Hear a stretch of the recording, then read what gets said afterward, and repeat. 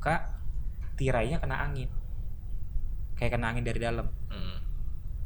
Ada orang yang berdiri.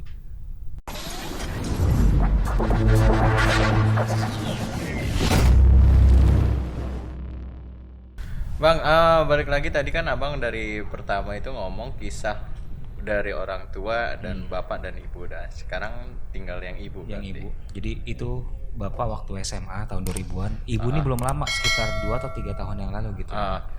Jadi ibu tuh kena penyakit pneumonia atau kalau kita bilang paru-paru basah. Paru-paru basah juga. Ya, paru-paru basah. Sebenarnya sih dia tuh udah ngerasain gak enak paru-parunya tuh dari beberapa bulan yang lalu, tapi dia tahan karena memang nggak mau nyusahin anaknya kan. Yang pada akhirnya gue bilang, Bu, udah periksa aja ke dokter, ke puskesmas. Pas ke puskesmas ya gitulah, di rongsen memang ada paru-paru basah. Dikasihlah obat untuk biasa kayak gitu. Nah sekitar dapat 1 minggu batuknya makin parah, nyesek. Awalnya berarti dari batuk. Dari batuk. Udah gitu kan, ibu tuh kalau tidur selalu pakai, maaf ya, obat nyamuk bakar. Nah berarti pesan yang selanjutnya nih, obat nyamuk bakar juga bermasalah. Susah dibilangin. Mending kalau alasnya tuh nggak pakai kertas. Yang bahayanya kan obat nyamuk bakar udah dibakar pakai kertas gitu. Iya. Jadi kertasnya akhirnya kebakar juga. Kertasnya kebakar kan menimbulkan asap yang banyak. Harusnya kan pakai seng gitu kan. Dia nggak, kalau dibilangin nggak enak katanya. Tetap ada nyamuk, ya terserah lah. Akhirnya kena pneumonia dan paru-paru basah, paru-parunya keisi air. Jadi cairan paru-parunya tuh udah mau ngerendam jantung. Kalau udah mau naik jantung, kata dokter, untung masih tertolong, Bu. Kalau nggak segera dibawa ke rumah sakit, ibu udah nggak ada gitu. Nah, gue udah nyaranin, Bu, udah sekarang aja ke rumah sakit siang-siang itu ya, sekitar jam 10 atau jam 11 gitu. Tapi ibu nolak, nggak, orang ibu masih bisa tahan kok gitu. Nah, itu lu bawa itu dengan rumah sakit yang sama pas almarhum bokap atau? Beda. Oh beda rumah sakit. Beda rumah sakit lagi, beda kasus lagi. Gua kirain dengan penanganan yang sama. Enggak, beda. Jadi pas saat batuknya udah berat banget, udah udah gitu kan, udah pokoknya udah batuk, ada reak tapi nggak keluar gitu. Dia tapi masih ditahan. Gue bilang, udah Bu, yuk ke rumah sakit aja yuk. Enggak, ibu masih kuat. Ternyata ini maaf ya, ibu gue dapet, ya gue bilang, hasutan dari tetangga gitu loh. Bude, kalau memang mau ke rumah sakit mending malam aja, biar langsung ditanganin gitu loh. Gue bilang kalau memang urgent, rumah sakit juga bakal nanganin. Bener. Gitu kan, nggak perlu nunggu malam, nggak perlu nunggu siang. Sebab kalau nunggu malam udah nggak ada angkutan kan, udah nggak ada apapun gitu. Akhirnya sekitar jam 11:30 malam, ibu gue udah kolaps. Tahu kan kolaps? Iya. Udah tepar, bener-bener tepar. Udah gak kuat lah ya kan? Udah gak kuat, udah gak bisa drop napas. Total ya. Drop banget, udah dia tadinya tidur sekarang nyender. Senderan di tembok sambil udah gitu, nan gedar tembok, nan ibu udah gak kuat. Gue kesel kan, gue kalau udah kesel udah malas gitu. Dari pagi udah dibilang ke rumah sakit, malah nggak mau. Gue maaf ya, jangan ditiru ya. Gue kalau memang udah kesel, kalau apapun itu, siapa dia salah, siapapun itu kalau memang salah, gue bener, gue dengan prinsip gue yang bener gitu loh. Gak bakal gue mau ngalah.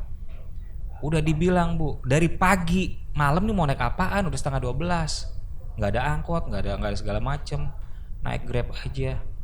Emang mau Grab jam segini mobil? Gue gituin kan, saking gue keselnya gue nelfon kakak gue tuh, nih ibu nih mau ke rumah sakit. Udah gue bilang dari pagi, mendingan nggak mau, malah ngikutin tetangga, malam aja biar langsung masuk UGD. Kan gue bilang kalau memang urgent UGD juga bakal nerima, nggak sampai nunggu malam gitu loh. Akhirnya kakak gue ke rumah, ayo nan ikut. Nggak mau, gue bilang males, biar rasain. Maaf ya, jangan tiru ya, karena memang gue udah emosinya, udah kesel. Gue dari pagi udah nyaranin gitu loh. Kan gue juga capek kerja kan, gue butuh istirahat juga, pagi gue harus kerja. Gue keselnya kakak gue sampai nangis, kurang ajar loh kata kakak gue, durhaka. Ya biarin, gue udah dari pagi nawarin nih, ayo ke rumah sakit Bu. Enggak, masih kuat. Nggak taunya memang sengaja nunggu malam. Bener. Itu yang gue keselnya itu loh. Akhirnya kakak gue nangis, pergilah kakak gue sama abang gue ke rumah sakit di dekat Ya masih di Tangerang lah. Tangerang. Ah, ah. Nah, di Tangerang. Karena lu domisili Tangerang juga. Di tengah-tengah kota. Ada danaunya. Iya benar-benar. Ya ketahuan itu. Lain lah ya. Heeh. Pokoknya yang ada danau banyak. Heeh. Ya. Udah gitu. Masuklah langsung tuh. Memang langsung diterima di UGD. Heeh. Setelah dicek, katanya paru-paru ibu gue tuh saat di ronsen ada cairan. Heeh. Gue langsung ngecek cairan paru-paru tuh apa namanya, pneumonia gitu. Kakak gue nelpon, mau ke rumah sakit gak nih? Gak mau, gue bilang, karena itu udah 1:30 malam. Gue bilang gak mau. Kan dari pagi udah dibilang, Unan bilang gue berangkat dari pagi, ini udah parah. Gue malah bilang sok tahu lah segala macem lah, ibu masih kuat lah. Gue kesel, gue jengkel, gue tidur aja sampai pagi. Kakak gue nangis kan, kurang ajar lo anak lo. Dalam hati sih gue nyesel. Iya. Dalam hati gue nyesel, akhirnya gue izin gak masuk kerja paginya buat ngeliat ibu gue. Ibu gue ngambek dong. Berarti ujungnya lo ada penyesalan. Nyesel. Pas nyampe kakak gue bilang, gue mau kerja juga Nan. Ya udah, gue gantiin lo. Ibu ngambek, ngapain kesini kata ibu. Ya udah pulang lagi nih. Jangan, ibu sendirian kata dia gitu. Emang gitu benar tuh. Akhirnya gue, jadi gini loh, sifat keras kepala gue ternyata turun dari ibu. Anak yang emang gak mau ngalah. Gue kalau memang prinsip gue bener, gue gak mau mundur. Benar. Apapun yang terjadi gue harus kalau memang gue bener, seandainya gue mati ya udah, gue mati dalam benar gitu loh. Tapi kalau gue salah ya gue ngakuin gue salah. Gue bilang gini, kan dari pagi bu udah dibilang ibu tuh udah parah. Anaknya kan seenggaknya teman punya teman dokter. Gue punya teman namanya si B kita sebut ya. Gue nanya nih, ini gejalanya kayak gini. Aduh Nan, bahaya Nan itu Nan, kayaknya paru-paru basah deh Nan ibu lo Nan. Tapi dia nggak mau nurut nih. Gue bilangin bahaya itu Nan, kalau nanti kenapa-napa pasti malam deh kata dia. Pasti malam kolap. Sebab kalau udah dingin paru-paru ini kan nggak enak kan. Bener, 11:30 tepar, nggak bisa nafas, udah ngap, ya udah. Itu paginya masih di UGD. Pas di UGD setelah di cross check dibawa ke ruang perawatan. Pas dibawa ke ruang perawatan, gue ingatnya tuh ruang apa gue lupa, pokoknya tuh ada di lantai, antara lantai 4 atau 5 gitu, pokoknya 3, 4, 5 lah di antara lantai itu gitu. Udah gitu udah tuh satu kamar kan, namanya umum BPJS, bukan BPJS deh, yang pakai kartu apa? KIS, kartu KIS. Jadi kamarnya ya dapat bangsa ya, rame-rame seadanya lah ya. Yang rame-rame. Jadi posisi ibu tuh dapatnya di yang dekat pintu. Dekat pintu, pojok dekat pintu. Nah, pas ibu masuk tuh ada beberapa pasien, memang sekitar 6 atau 8 gitu ya, gue lupa. Pokoknya segitulah, antara 6 atau 8 pasien. Pas ibu masuk, ya udah tuh penuh. Ternyata penyakitnya sama semua, dengan gejala paru-paru gitu. Nah, itu hari apa gue lupa. Yang jelas pas ibu dipindahin ke ruang perawatan siang, jam 12 siang, gue bilang, Bu, Unan sholat zuhur dulu ya. Jangan lama-lama kata ibu. Ya gue nyesel juga sih, karena udah marah-marah, udah keras sama dia. Keras karena memang gue benar gitu loh. Kalau udah parah emang siapa lagi yang mau ngejaga. Gue bilang kayak gitu kan. Almarhum bapak aja, ini bukan mau gue flashback ke bapak lagi nih ya. Almarhum bapak aja dari 6 anaknya nggak mau dijaga sama yang lain, maunya sama gue. Nggak mau dijaga sama yang lain. Berarti lu 6 bersaudara? 6. Saat gue mau sekolah nih, kakak gue datang gantiin.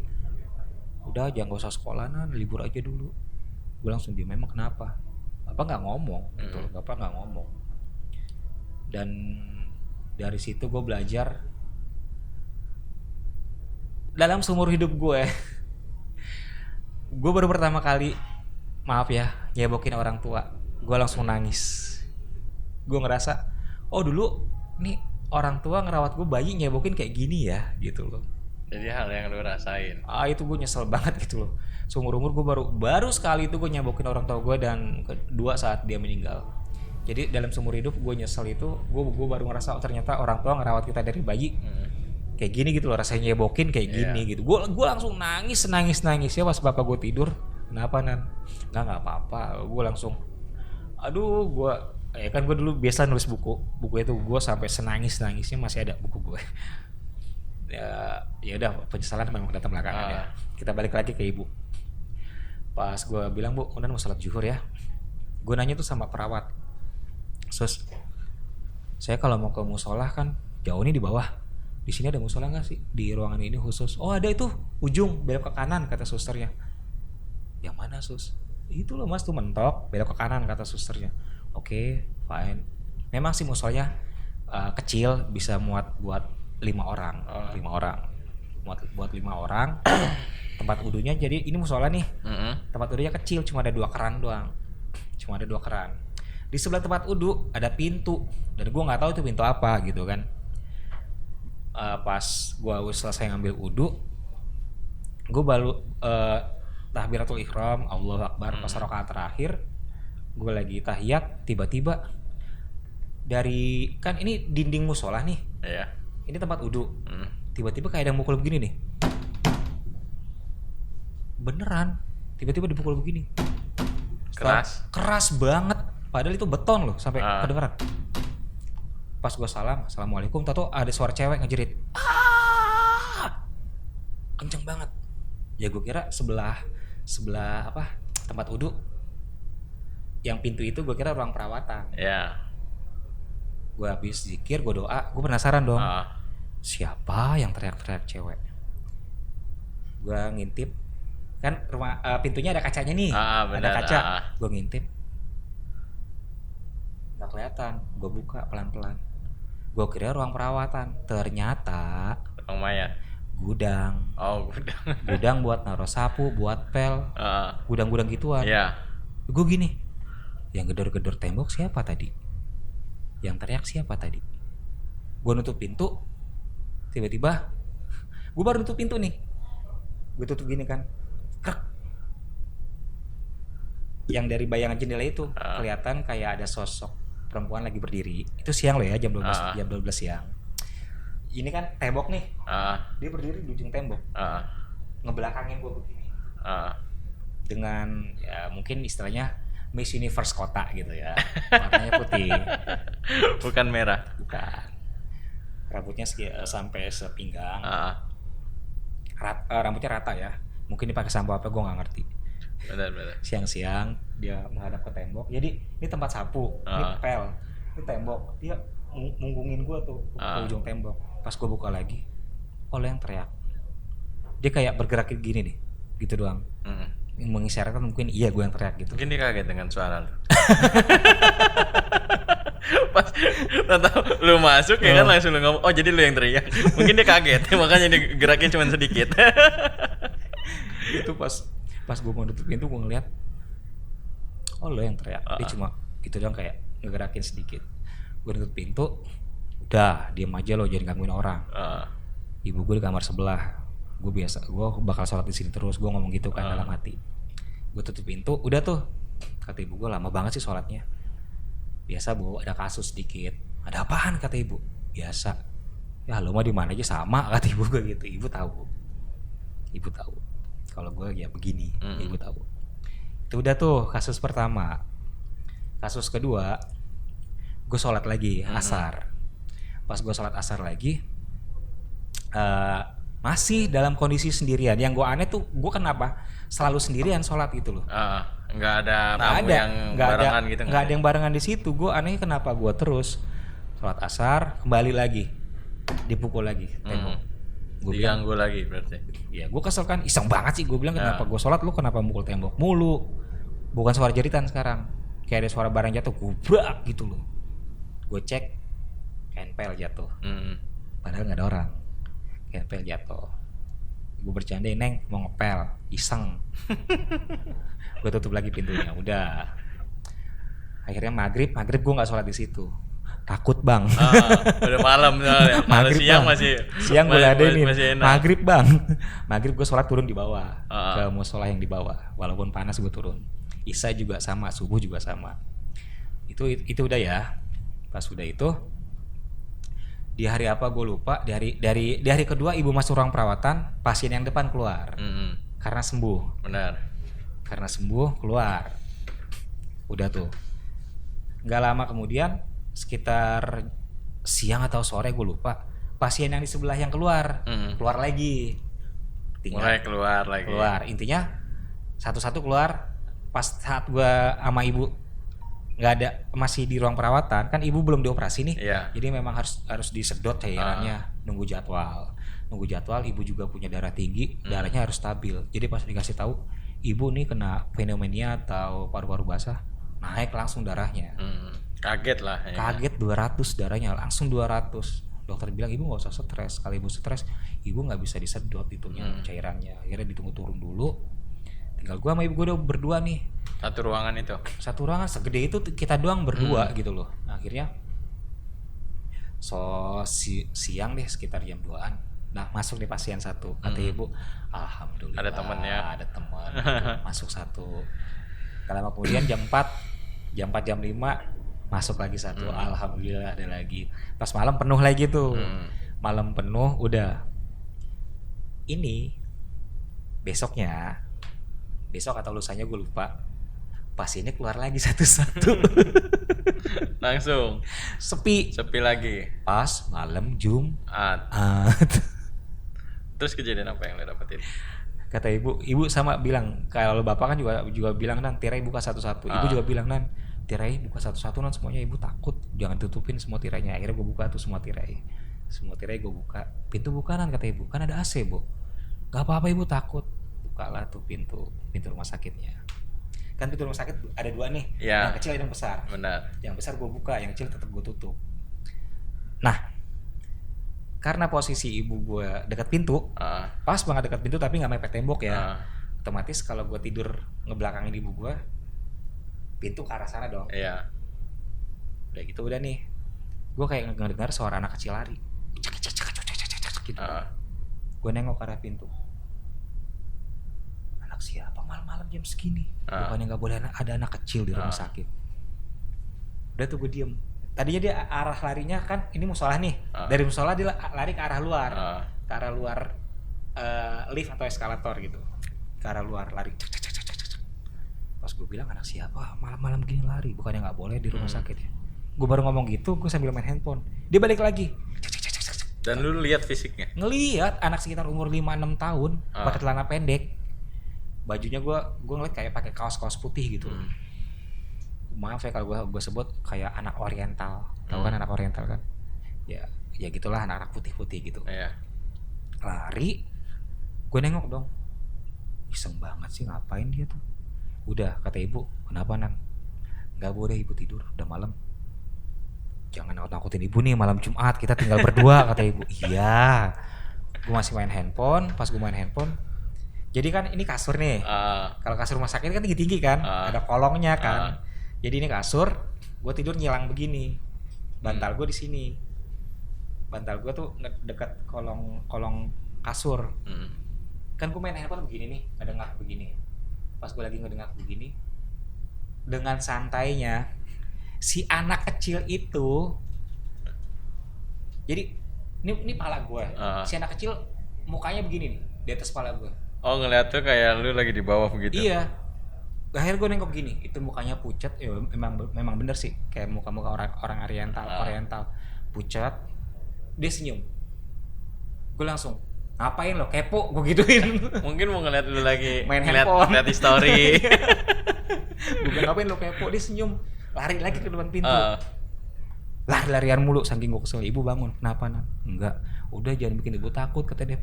Pintu tutup, kata ibu. Ya ibu tutup kan, dari tadi ke bu. Padahal dia yang minta ya. Iya, ngapain pintu dibuka. Udah tuh, pas pintu gue tutup, Bu, mau kencing. Udah kencing situ, jangan lama-lama kan, jadi memang toiletnya di dalam kan. Jangan lama-lama, ibu takut sendirian. Ya Allah, Bu, gue bilang, tinggal buka pintu doang. Jangan lama-lama, ibu takut, kata dia. Gue ke toilet, gue tidur lagi. Pas gue tidur, gue kan memang orangnya termasuk orang yang penasaran kan. Ini kok ada 2 kejadian yang gue alami, yang perempuan itu, yang anak kecil. Akhirnya pagi-pagi saat gue nyari makan sekitar jam 6, ibu gue masih posisi sendirian.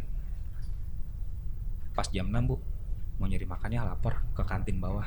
Nggak usah lama-lama, kata ibu. Iya. Situasi kamar masih sendiri. Sendiri. Masih nyokap lu doang. Hari Sabtu hari Jumat. Jumat. Hari Jumat. Jangan lama-lama, ibu sendirian takut. Ya, ntar juga ada suster yang datang ngantar makanan sama dokter yang bakal ngecek darah, gue bilang. Udah jangan lama-lama ya. Akhirnya pas gue lagi nyentuh dinding rumah sakit, gue nyentuh dinding ini begini kan, gue raba-raba begini, krak langsung. Gue nengok. Kalau bangsal anak-anak biasanya kan ciri khasnya ada ubinnya, ada gambar misalnya kayak Winnie the Pooh, kartunnya lah, Teddy Bear. Pas gue lagi begini, ini kok ada gambar dinding anak, apa dinding kartun nih, apaan maksudnya? Gue jalan lagi, lah kok makin banyak. Pas gue merem, ini dulu bangsal anak-anak, kenapa sekarang dipakai buat dewasa? Gue bilang ada apa gitu. Ternyata itu pas gue merem, gue ngeliat kayak ada anak kecil, terus suara bayi lagi nangis, suara oa-oa gitu lah. Oh dulu ini bangsal anak-anak, tempat anak-anak, kenapa sekarang jadi buat dewasa? Akhirnya udah, gue penasaran. Pas habis dari kantin, gue makan, ada dokter tuh sama suster yang ngecek. Bu, tinggal sebentar ya, mau ngapain? Ke depan mau nanya. Jangan tinggal lagi ibunya, Nan, kata ibu gue gitu. Mau ngapain? Mau nanya ke dokter jaga, suster jaga. Gue nanya, Sus, dulu ini sebenarnya ruang apa atau bangsal apa? Diem. Emang kenapa, Mas? Jawab aja sih, Sus. Kayak ditutup-tutupin gitu loh, kayak ditutup-tutupin. Enggak bekas orang apa-apa. Emang ada apaan sih, Mas? Ya udah kalau nggak mau jawab, gue bilang. Dan memang keberuntungan lagi ada di pihak gue. Ada salah satu suster tetangga, kenal sama ibu. Kebetulan dia sip pagi. Setelah tukeran sip, datanglah. Bude, dirawat di sini dari kapan? Dari hari apa? Gue lupa, dari hari Rabu gitu. Dari hari Rabu. Gue sebut aja W namanya ya. Dari hari Rabu, kata ibu. Emang kenapa? Paru-paru basah. Gue jawab gitu kan. Nah pas dicek, keluar tuh tetangga gue itu. Dia kan nyebut gue Om ya. Om, aku keluar dulu ya. Ntar kalau perlu panggil aku aja di tempat perawat. Akhirnya Bu, sebentar keluar ya. Ya nggak usah lama-lama, ibu takut. Gue keluar, gue ikutin tuh. Sini. Bohong, gue jitak lo, gue gituin. Dulu ini bekas bangsal apa? Emang kenapa, Om? Bekas apa? Emang kenapa, Om? Bekas apa? Gue gemes. Bekas bangsal anak-anak. Gue diem langsung. Berarti anak kecil yang tadi malam itu dia diem. Om ngelihat, ya dia lari-larian, orang kita tinggal berdua. Gue bilang, dia memang biasa Om kalau malam. Berarti dia juga udah pernah menampakkan mereka itu, perawat juga udah pada tahu gitu loh, kalau memang di tiap malam tuh keluyuran. Dan gue bilang gini, kalau yang di ujung di sebelah musola perempuan ya, kata dia. Iya. Om juga digangguin lagi sholat, gue bilang lagi sholat zuhur. Udahlah Om, nikmatin aja. Dengan santainya dia ngomong nikmatin aja Om, kata dia. Udah tuh selesai. Akhirnya ibu dapat jadwal untuk penyedotan cairan. Pas dapat untuk penyedotan cairan, jadi kan memang di apa sih? Gue lupa, entah dikasih anestesi atau enggak, gue lupa gitu ya. Jadi setelah penyedotan cairan, dimasukin lagi ke ruang perawatan. Itu masih belum ada orang lagi, masih kita berdua. Dan yang apesnya ya itu, padahal di sebelah penuh. Kenapa di ruangan gue doang gitu yang sepi gitu kan? Ibu masih dalam kondisi lemah gitu. Ini itu siang-siang hari Sabtu, Bu, Unang keluar sebentar ya nyari makan. Gue bilang lapar, mau makan siang. Nah ibu jangan tinggal terus sih, kata dia. Sebentar Bu, mau nyari makan doang, nggak lama kok. Akhirnya gue turun. Kakak gue nelpon, Nan lu di mana? Lagi nyari makan. Udah gantian Gi, lu mulai jaga. Gue jaga ibu, kakak yang pertama yang perempuan. Lu nggak kerja? Gue bilang libur. Kata kakak gue, ya udah buruan ya, kata kakak gue. Gue naik gantian tuh. Gue kan kalau lagi iseng sebelum pulang ada salah satu tempat yang bikin gue nikmat banget. Jadi ini Bangsal, kita keluar dari Bangsal, muter, ada jalan darurat buat Iya, troli. troli, buat pasien, jalan buat darurat pasien, lah, jalur pasien. Ya. jalur pasien. Gue selalu nongkrong di situ karena memang tinggi. Kalau kita lagi di situ, semua kelihatan. Semua Tangerang dari bandara, semua kelihatan. Gue senang memang kalau tempat-tempat tinggi. Makanya gue lebih senang gunung daripada ke laut. Pas gue lagi duduk sambil makan gitu kan, ngemil, itu di lantai 5 atau 6 ya, ada salah satu jendela yang kebuka. Itu gue nggak tahu jendela itu kebuka. Dari semua ruangan itu doang yang kebuka, posisinya di tengah-tengah, kebuka, tirainya kena angin, kayak kena angin dari dalam. Ada orang yang berdiri, gue kira pasien. Gue liatin aja, itu orang ngapain berdiri, cewek, putih lagi. Yang kemarin dia lagi. Ya gue nggak tahu itu yang kemarin atau bukan. Sebab kan ininya beda ruangan. Samar-samar kan ngeliat, ngapain sih berdiri sambil buka jendela. Udahlah, gue positif thinking aja, itu manusia. Besoknya gantian nih, gue jaga lagi sama kakak gue. Pas abang gue datang, mau kemana Nan?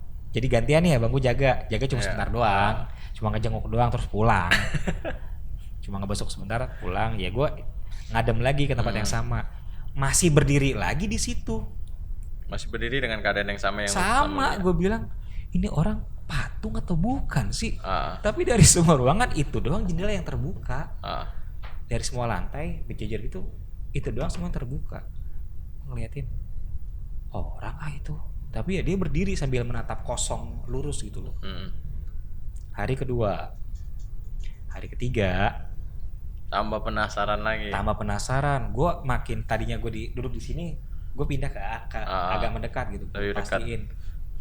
Gue pastiin orang atau bukan. Pas gue begini, dia begini. Gue langsung diem. Oke.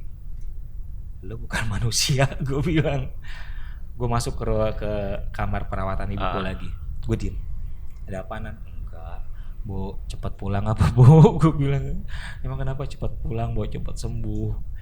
Emang ada apaan? Udah capek, gue bilang kan. Datang lagi nih tetangga gue yang perawat.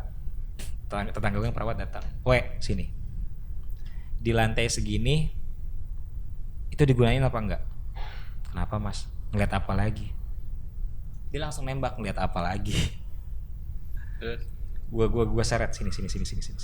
Bu, sebentar ya, mau keluar dulu berdua sama si W. Iya, jangan lama-lama. Sini lo ikut gue. Aku lagi jaga. Ikut dulu sebentar doang keluar. Gue seret. Itu ruang apa? Dia bengong. Mas ngeliat apa? Ada yang berdiri. Oh, emang mas nggak tahu ya dulu ada kejadian. Jadi rumah sakit itu lagi dalam tahap renovasi karena ada tragedi. Ada tragedi. Gue nanya, itu kok jendelanya terbuka gitu? Itu Bangsal apa? Ada orangnya atau enggak? Kosong mas. Setelah pasca kejadian itu lagi direnovasi, nggak ada orang. Itu jendelanya terbuka. Yang berdiri siapa? Dia diem. Udahlah mas, nikmatin lagi, kata dia. Gue ngomong kasar dalam hati gue, bangsat. Dengan santainya ya iya, ngomongin. nikmatin, kata dia. Wah, gue bilang, bukan orang ya? Ya bukan lah mas, kata dia. Itu kosong, ruangan kosong ternyata. Lagi dalam tahap renovasi. Karena bekas ada kejadian sebelumnya. Udah, itu yang ketiga. Yang keempatnya, saat gue lagi mau sholat maghrib, biasa kan gue kalau maghrib nggak berani di musola itu kan. Tiba-tiba ada suster, mas sini, gue dipanggil kan, udah karena udah lama, mas urunan sini. Apaan? Temenin saya. Apa sih sus? Masuk sini. Apaan? Sini buruan. Nih, temenin saya ke ruang isolasi. Emang ngapain saya minta ditemenin? Gue bilang. Udah ntar juga tahu, kata susternya. Emang ada apa sih? Sini buruan, kata dia gitu. Mungkin dia tahu gue ini kali dari. Iya, mungkin dari cerita dari tetangga lo itu. Mungkin. Pas di ruang isolasi, pintu dibuka. Bau kayak, tahu nggak sih lo kalau sepatu kulit yang dibakar? baunya kayak gitu. Gue nyium, Ferguso, gue bilang, wow Ferguso. Pas gue baru ngomong gitu kan ruang isolasi itu ada sekitar dua kasur kalau nggak salah ya. Namanya ruang isolasi ada 2 kasuran gitu. Pas gue bilang Ferguso, langsung jereng di ujung, lo ngapain di sini? Ada Fergusonya, dia menempati ruang isolasi. Makanya perawat itu takut dan nggak ada yang berani masuk ruang isolasi itu. Jadi harus ditemenin. Udah selesai saya mau sholat, ya udah mas makasih. Akhirnya masuklah pasien di ruang isolasi. Pas masuk pasien di ruang isolasi, susternya cuma sendirian. Gue udah nemenin ibu gue dong. Karena ibu gue sendirian nih, belum ada pasien lagi setelah beberapa lama. Susternya manggil security, Mas Runan temenin saya, mau manggil security biar nemenin saya masuk ke ruang isolasi. Emang kenapa sih? Ya itu biasa, saya takut. Dia tuh nanti pasien gimana? Biarin kata dia. Nah pas di ruang isolasi pas itu terus apa lagi? Isolasi selesai ya, ada Ferguso. Masuklah pasien ibu-ibu nih, umur sekitar 60 tahunan lah. Iya. Tanpa didampingi oleh anak atau wali atau keluarganya. Masuklah. Jadi kan kalau ibu di dekat pintu, dia di ujung dekat jendela. Jadi kan ada 1, 2, 3, 5 atau 4 kasur lah, gue lupa, yang jelas tengah kosong. Dia ditempatin di pojok dekat jendela. Kata ibu alhamdulillah ada yang nemenin. Cuman lihat nggak ada bu, nggak ada yang jaga. Akhirnya gue kepo dong, gue tanya bu yang jaga kemana. Dia cuma diem aja. Mas nanti kalau si ibunya ngomong, mas nanti kalau saya minta bantuan tolongin saya ya, mas jangan marah. Iya gitu. Nah dari sini ada pesan lagi, ada makna yang terkandung lagi. Apapun yang terjadi nanti deh setelah gue ceritain ya.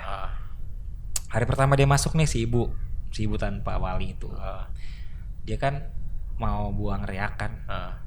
Mas tolongin saya dong ambilin tempat buat reak. Gue ambilin. Jadi pas kan pakai ini nih yang buat pipis, kateter udah penuh tuh, gue ngambil pispot, pipisnya gue buangin gitu. Jadi gue ngurus 2 orang. Selain ngurus ibu gue juga ngurus dia. Pas lagi makan kan meja rumah sakitnya terpisah tuh ya. Jadi gue deketin biar dia ini. Gue nanya, bu, emang ibu anaknya kemana? Ada mas, lagi kerja. Udah 2 hari loh bu, masa nggak ada yang kesini? Gue bilang, ada mas, anak saya lagi kerja. Kerjanya apa bu? Dosen.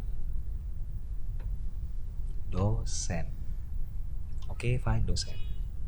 Akhirnya di hari ketiga datanglah salah satu anak muda pantaran lo. Gue tanya, siapa lo? Saya cucunya. Goblok lo ya, nenek lo 3 hari gak ada yang jaga. Gue bilang, baru datang hari gini. Dari mana lo? Habis reunian. Dengan enaknya bilang habis reunian. Wis party coy. Habis reunian dengan enaknya dia bilang tanpa rasa bersalah. Gue giniin, goblok lu, tolol. Gue bilang, maaf ya, nenek lu di sini sekarat.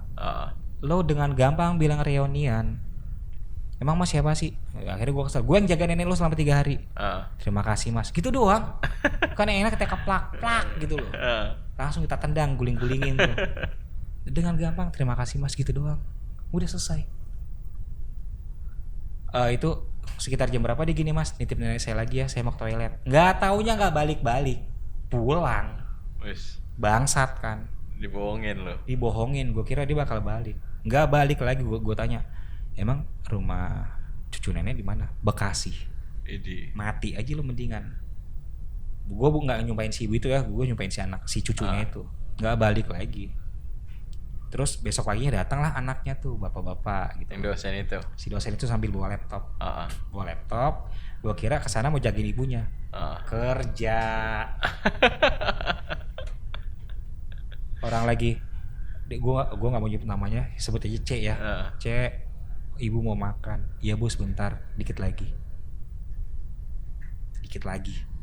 Dengan santainya dia Dengan jawab. santainya gue ngedenger. Akhirnya gue deketin, Pak maaf ya Pak, Bapak dari mana? Saya kerja mas, makanya baru sampai di sini. Oh, kan kemarin anak saya kemari ngejagain. Sore pulang, gue bilang. Sore pulang. Terus Saya yang jaga selama beberapa hari ini. Ya udah mas, terima kasih. Gitu doang datar. Rasanya pengen gue banting laptopnya itu. Udah selesai. Dia ngomong gini, mas saya titip ibu saya ya. Saya mau ke kampus dulu, nanti kesini lagi. Sama nggak balik lagi. Saking gue keselnya itu, nggak balik lagi. Akhirnya udahlah. Biasa gue dapat kayak future lagi. Si ibu ini nggak bakal lama. Ya nggak bakal lama. Dan akhirnya bagaimana? Gue nggak mau mendahulukan takdir, gue nggak mau ngomong, tapi gue tahan aja. Gue takutnya kalau gue ngomong kejadian gitu kan. Ya udahlah, gue ikutin apa yang terjadi aja. Akhirnya gue nangis dalam hati. Gue keluar, gue sempat nangis dalam hati, ini kenapa gitu loh. Semoga ibu gue bisa selamat gitu kan. Itu udah hampir minggu berapa ya gue di rumah sakit, mau 3 minggu kalau nggak salah ya, mau 3 minggu. Akhirnya pas ibu gue keluar, ibu gue hari apa itu dibilang, ya Bude, si W ini ngasih tahu, Bude besok udah boleh keluar kok. Alhamdulillah. Nah si Bu ini gini, ya saya sendirian doang nih, gimana, nggak ada yang jaga. Ya sedih lah gue. Sedih banget beneran, asli. Posisi lagi kosong semua. Bu gimana Bu? Akhirnya mau gimana Nan? Ya udah deh, nanti kalau memang ibu pulang, nanti biar jemput sama kakak-kakak gue. Nan di sini dulu, gue gituin. Pas ibu gue datang, ibu gue mau pulang, datang anaknya, si bapak-bapak itu. Jagain Pak, saya mau pulang. Ibu saya udah disuruh pulang. Ya mas, yang jagain ibu saya siapa? Anjing kan, sorry. Sial kan. Ada anak kayak gitu ya. Dengan santainya, ya terus mas yang jagain ibu saya siapa? Lah lu anaknya. Masa gue? Saking gue keselnya tuh. Jadi ya kalau udah sukses jangan lupain orang tua lah, gue bilang. Karena kita sukses juga dari orang tua. Iya, nggak cucu nggak anak kok sama. Ternyata memang sifat anaknya nurunin bapaknya. Benar. Saking gue keselnya. Dengan entengnya, ya terus mas yang jagain ibu saya siapa? Lah lu anaknya, masa gue yang jagain? Gue harus ngerawat ibu gue juga dong. Iya. Gak mungkin gue bolak-balik ke rumah sakit. Itu yang gue keselnya dari situ. Dan akhirnya orang tuanya end. Gue nggak tahu. Setelah itu kan gue pulang. Jadi kita memang lost contact. Gue nggak mau minta nomor handphonenya. Dan pesan lo itu buat orang-orang yang berapa? Yang sudah mencapai lah, harus tahu kan bahwa. Nah, iya. Jadi kalau memang udah di tingkat itu, jangan buang orang tua lo gitu loh. Iya. Walaupun sekarang gue juga terkadang suka ngelawan sama ibu gue, tapi gue ngelawan dalam porsi yang benar. Sebab memang benar orang tua semakin tua itu semakin kayak anak kecil. Balik lagi seperti kita jadi anak. Iya. Jadi ternyata gue juga sadar sifat si bapak itu nurunin ke anaknya. Sifat gue yang keras kepala nurun dari ibu ternyata. Berarti lu udah dapat hikmah sendiri ya, dari kejadian yang orang tua itu ya. Ya semenjak kita keluar dari rumah sakit, gue sama ibu juga kepikiran, Nan si Bude gimana ya Nan ya, masih ada atau enggak, masih selamat atau enggak, dijaga atau enggak gitu. Ya udahlah Bu, yang penting kita mikirin diri kita dulu, ibu sehat, nanti kalau lagi kontrol kita tanya. Ternyata pas kita kontrol, dia udah nggak ada, maksudnya udah keluar gitu. Udah keluar dari rumah sakit. Entah keluar sehat atau entah apa, gue nggak tahu gitu.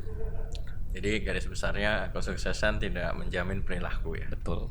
Dan satu lagi, kalau lu udah mencapai kesuksesan, jangan lupa daratan. Iya, jangan lupa daratan. Dan memang apa sih, titel itu cuma sekedar titel.